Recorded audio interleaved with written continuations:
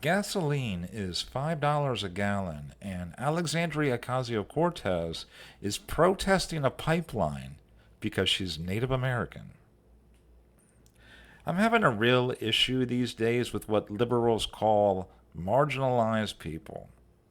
Groups of individuals, race, sex, or class, that are picked on just because they are what they are. And the funny thing is, liberals are shitting on the biggest marginalized groups on the regular, which is poor people. I'm pretty sure that there are tons of Native Americans out there right now that don't want to pay $5 for a damn gallon of gas. And it's not gas prices also, it's everything. I went to Kroger's 4 times last week in order to get a beef tenderloin because next week is my birthday. All I wanted was a beef tenderloin, and I had to go there 4 times because the first three, they didn't even have anybody to stand in the back of the counter just to hand out meat. Don't even order pizza after 6 p.m., no matter where you're at.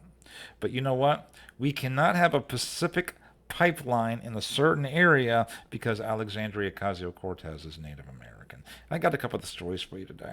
First, from liberal ass Fox News. Wait till you see the video. It's a little bit racist. And secondly, I've noticed that the news in general have been popping up left and right about all of these mass shootings, and I wanted to give my 2 cents on why I think it's total BS. In case you're new around here, I am about to do a news speed run. I'll take a couple of stories of the day. I'll compile the details down in the cliff notes. And if you want more, down in the description box will be links to where I found my articles. Having said that, sorry it's been a while, but the news, well, I think it's a good time to come back now.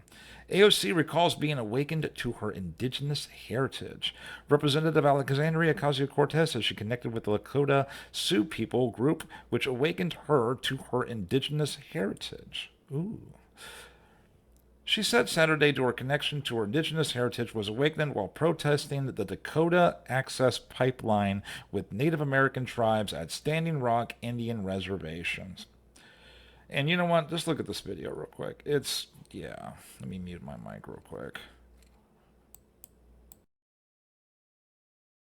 I really, really feel you and understand you on this. In fact, I feel like one of the things that first started awakening and connecting me in a deep way to my indigenous heritage was connecting with the Lakota Sioux in Standing.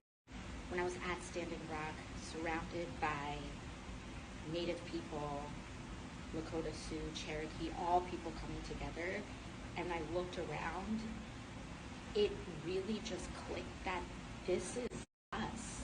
Like, and the grace that they extended to say, no, you are relative, was really formative for me. And while we may not be and come from the same exact lineage, there is a commonality to that ancestry, and it's important for us to recognize that we were raised and we were told growing up that we were extinct, that Taínos. Okay, I had to stop it. The rambling was there. Don't worry, I got the video in the description if you really want to subject yourself to more of this. But she has probably the same amount of Native American in her bloodline as I do. Probably the same amount of Caucasian, too. And on that note, down here a little bit further, it pointed out, in addition to indigenous and Hispanic roots, Ocasio-Cortez, who was family immigrated to New York City from Puerto Rico, has also been Jewish, European, and somehow black. And going back to, like, these people are being oppressed or whatever, I think they don't want to pay for $5 a damn gallon of gas. What the hell, man?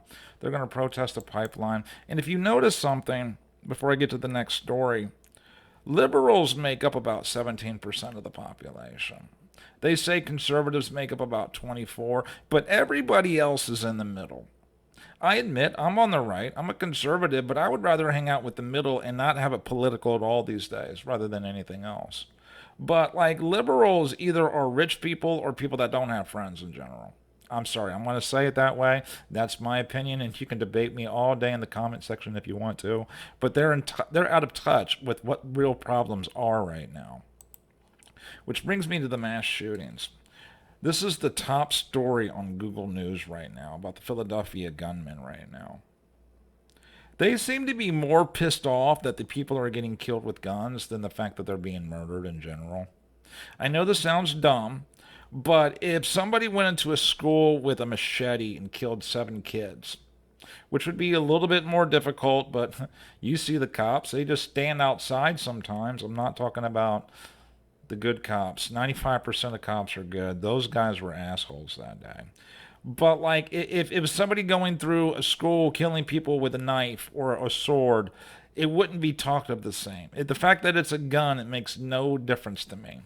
Oh, and one other thing: 3 dead and 11 hurt in a country with 400 million people. They're going to be ramping this up because there's nothing else to complain about these days on the left. We have an election coming up, which means they need to have something to make you vote for the left. And after watching what Biden and Harris has done to this place, good effing luck. This has been Joshua Schrock. I hope you subscribe. Thank you for your time.